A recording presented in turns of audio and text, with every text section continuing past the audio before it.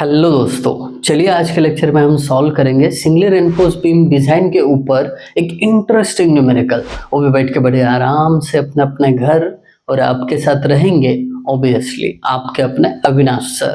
तो देर किस बात की, फटाफट शुरू कर देते हैं आज का लेक्चर। आज के लेक्चर में जो न्यूमेरिकल सॉल्व करने वाले बड़ा ही इंटरेस्टिंग रहने वाला है, तो आप लेक्चर की शुरुआत से लेकर एंड तक कहीं भी जाना मत। शुरू करते हैं न्यूमेरिकल। देखिए उन्होंने कहा क्या है, हम सिविल इंजीनियर है, हमारे पास एक प्रॉब्लम लेके आए हैं। कहते हैं कि हमारे पास एक बीम है जिसका विड्थ 300 mm है और उसका लेंथ, देखिए बीम इमेजिनेशन थोड़ा सा, विड्थ उसका 300 mm है, लेंथ उसका 6 मीटर है, और फिर इस बीम के ऊपर यूडीएल है और उस यूडीएल की इंटेंसिटी 18 किलो न्यूटन पर मीटर है। ओके, बात यहीं पे खत्म नहीं होती है, आगे जाके बोलते हैं कि सेंट्रल पॉइंट लोड भी है एक इस बीम पे। ठीक है, दो टाइप का लोडिंग है, तो सेंट्रल पॉइंट लोड भी 20 किलो न्यूटन का लग रहा है। बाद में कहते हैं कि जो बीम है उसके अंदर जो मटेरियल यूज किया है कंक्रीट M20 ग्रेड का है, स्टील Fe415। सब विजुअलाइज हो गया, समझ में आ गया। अब बोलते हैं कि डिजाइन करो। अब डिजाइन करते समय आपकी पहली स्टेप क्या है मेरे दोस्त? Maximum bending movement. अब मैक्सिमम बेंडिंग मूवमेंट यहाँ पे दो चीजों के कारण होगी। पहला, एक यूडीएल जो है ना, उस लोड के कारण बेंडिंग होगा। दूसरी चीज, जो पॉइंट लोड लग रहा है उसके कारण भी क्या होगा? बेंडिंग होगा। तो ऑब्वियसली दोनों के जो बेंडिंग है ऐड करेंगे तभी हमें मैक्सिमम बेंडिंग मिलेगा। बात को समझ रहे हैं ना? समझ जाओगे। चलिए, सबसे पहले maximum bending movement due to UDL. Beam simply supported है तो यूडीएल के कारण होने वाला मूवमेंट WL²/8। परफेक्ट। अब W कितना है इसका? 18, L 6 मीटर, इसका स्क्वायर डिवाइडेड बाय 8। तो अभी ठीक है, सामने लिखते हैं 18 इंटू 6 का स्क्वायर डिवाइडेड बाय 8। तो यूडीएल के कारण होने वाली movement 81 kilo newton metre. Okay, done. अभी ये जो पॉइंट लोड है, maximum bending movement due to point load is equal to, इसका फॉर्मूला रहता है मेरे दोस्त WL/4। W central point load 20, L है 6 डिवाइडेड बाय 4। 4 5 जा 20, 6 5 जा 30 किलो न्यूटन मीटर। कितना इजी है। अब जो टोटल मैक्सिमम बेंडिंग मोमेंट होगा, total maximum bending moment is equal to UDL के कारण प्लस पॉइंट लोड के कारण। यूडीएल के कारण 81, पॉइंट लोड के कारण 30। कर दो ऐड, तीनों को ऐड करोगे, सॉरी दोनों को ऐड करोगे 111 किलो न्यूटन मीटर। बरोबर, बरोबर ना? अब इसको ऐसे भी लिख सकते हैं इंटू 10⁻⁶ न्यूटन mm, क्योंकि बाद में न्यूटन mm में वैल्यू लगते हैं मेरे दोस्त।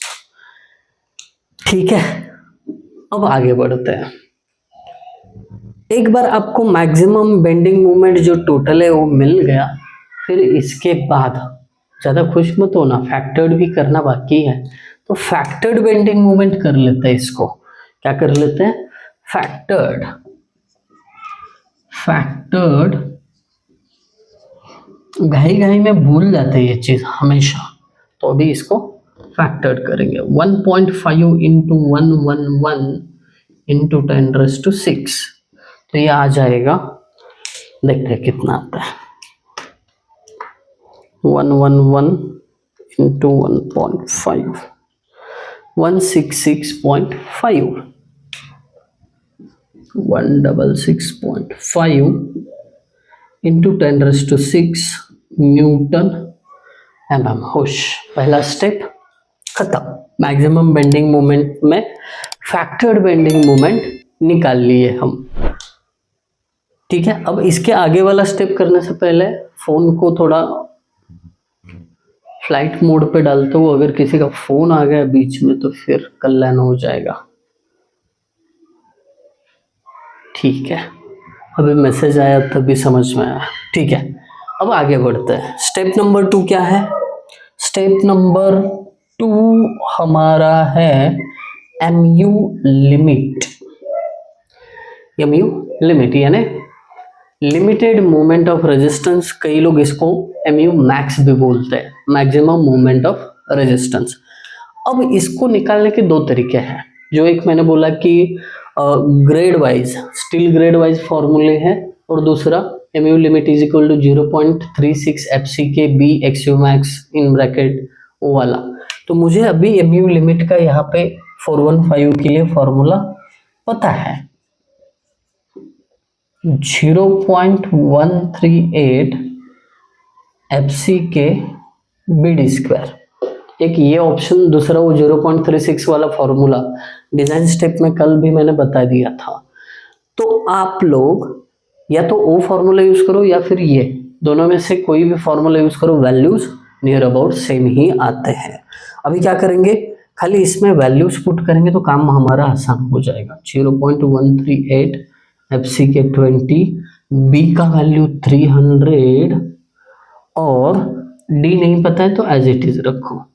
Therefore, MU limited is equal to, अब ये जो कॉन्स्टेंट्स है इसको मल्टीप्लाई कर सकते हो ना आप लोग, 0.138 इंटू 20 इंटू 300, 828 D स्क्वायर। एक बार फिर से कैलकुलेशन करके देखो, क्या गलत नहीं होना चाहिए। 20 इंटू 300, ठीक है, सही है। तो MU लिमिटेड का वैल्यू 828 इंटू D स्क्वायर मिला। अब स्टेप नंबर 3 पे चलते हैं। स्टेप 3 क्या कहती है कि इक्वेट करो। क्या इक्वेट करो भाई साहब? Equate factored bending movement and MU limited. Got it? अभी फैक्टर्ड बेंडिंग मूवमेंट कितना आया? 166.5 into 10⁶ is equal to MU limit कितना है? 828 इंटू D स्क्वायर। देयरफॉर काम बड़ा आसान हो जाएगा, D का वैल्यू पता कर लो। कैसे? कैलसी से 166.5 into 10⁶ alpha is equal to 828 into alpha, D की जगह x, उसका square, shift solve is equal to 448.43 mm। देखिए इफेक्टिव डेप्थ कभी पॉइंट में मत रखो, इसको क्या करो, राउंड अप कर लो, 450 mm। दैट्स इट, हो गया। अब जैसे ही इफेक्टिव डेप्थ मिला ना, आप ओवरऑल डेप्थ भी निकाल सकते हो। D is equal to effective depth 450 plus effective cover मान लो 50, अगर उन्होंने दिया है तो बेटर है, अगर नहीं दिया है तो 50 मान लो। तो कुल मिला के 500 mm क्या हो जाएगा आपका ओवरऑल डेप्थ। तो ये इफेक्टिव डेप्थ बाद में लगता है तो इसको बॉक्स करके रखते हैं। Got it? अभी बढ़ते हैं अगले स्टेप पे। चलिए,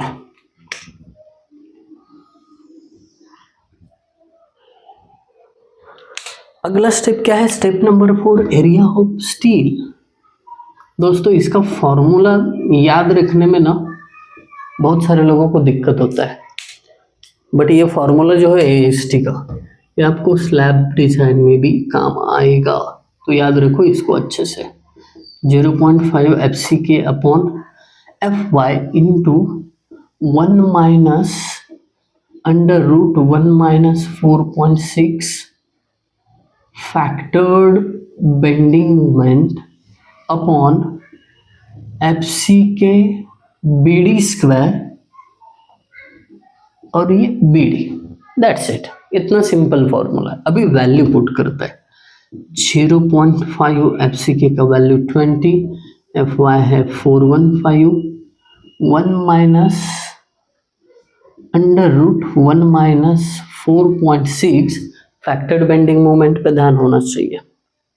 166.5 इंटू 10⁻6 डिवाइडेड बाय FCK है 20, B है 300 और D अभी निकाला है 450, इसका स्क्वायर, ब्रैकेट क्लोज, B 300 और ये 450, गॉट इट, BD। अब कैलकुलेशन, ज़्यादा टेंशन लेने की ज़रूरत नहीं है। 0.5 into FCK 415 into bracket 1 minus under root में 1 minus 4.6 into 166.5 into 10⁻6 divided by FCK 20, B 300, D का स्क्वायर 450 का स्क्वायर, ब्रैकेट क्लोज। थोड़ा लेंदी है बट ठीक है, मार्क्स देखे जाएगा। 450, 1275.28 mm स्क्वायर मिल गया AST। लग रहा है अच्छा, कुछ ना कुछ हम सॉल्व कर पा रहे हैं। इससे अच्छा फीलिंग और क्या हो सकता है। आगे बढ़ते हैं, इनके चेक लेते हैं। Check for AST, check for area of steel. पहला चेक, मिनिमम AST कितना होना चाहिए। Of course AST mean is equal to 0.85 into BD upon FY। देख दोस्त, कंटाला करने से कुछ नहीं होगा, आगे के सोचते हैं। अपना करियर अच्छा होना है तो अभी मेहनत लेना पड़ेगा। 0.85, B का वैल्यू 300, D का वैल्यू 450 डिवाइडेड बाय 415। अब क्या करते हैं, 0.85 into 300 into 450 divided by 415, calculation करेंगे 276.51 mm स्क्वायर, करेक्ट। मिनिमम इतना AST होना ही चाहिए। हमारे पास कितना है, 1275, उससे कई गुना ज़्यादा है। अब AST मैक्स कई गुना ज़्यादा है बोल के मतलब नहीं है, AST मैक्स से कम भी तो होना चाहिए। 0.04 BD, 0.04 B 300 D इफेक्टिव नहीं है, यहाँ पे ओवरऑल डेप्थ है, तो ये वाला 500 पुट कर देना। चलिए अभी वैल्यूज पुट कर देते हैं।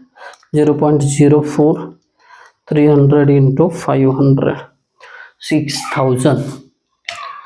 मैक्सिमम एरिया ऑफ स्टील 6000 हो सकता है, हमारा 1275 है, मतलब उससे कम। इससे क्या साबित होता है कि AST minimum is less than AST और AST है लेस देन AST मैक्स, मतलब डिजाइन ओके है, गॉट इट। अब नंबर ऑफ बार्स या स्टील बार्स लिख सकते हो आप। कैसे निकलते हैं ये, AST अपॉन π/4 इंटू 5 का स्क्वायर। एरिया ऑफ स्टील कितना है हमारे पास, 1275.28 डिवाइडेड बाय π/4। मान लो 20 mm का बार प्रोवाइड कर रहे हो, ठीक है। तो अभी देखते हैं आंसर कितना आता है। थोड़ा सा फास्ट कैलकुलेशन कर रहा हूँ क्योंकि समय बचना चाहिए, क्योंकि आप लोग को ये नहीं लगना चाहिए सर खाली लेक्चर खींच रहे हैं। 20 का स्क्वायर 4.06 4.06, तो इसको राउंड ऑफ कर लो 5, ठीक है, 5 बार्स। तो एक सेंटेंस छोड़ देना, प्रोवाइड 20 mm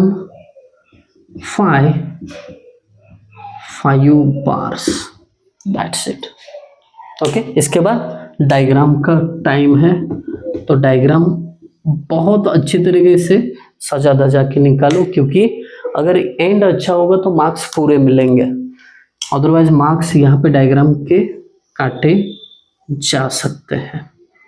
1 2 3 4 5 रेनफोर्समेंट बार, कवर 50 माना है, इफेक्टिव डेप्थ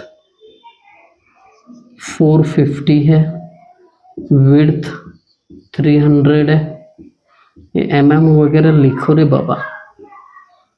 और ओवरऑल डेप्थ तो आप जानते ही हो 500, और यहाँ पे लिखो 520 mm 5, दैट्स इट। डायग्राम भी हो गया। आई होप आप सभी को न्यूमेरिकल समझ में आया होगा। अगर समझ में आया है तो कमेंट जरूर करिए, वीडियो बनाने में बहुत मेहनत लगती है। Thank you guys for watching video, thank you so much.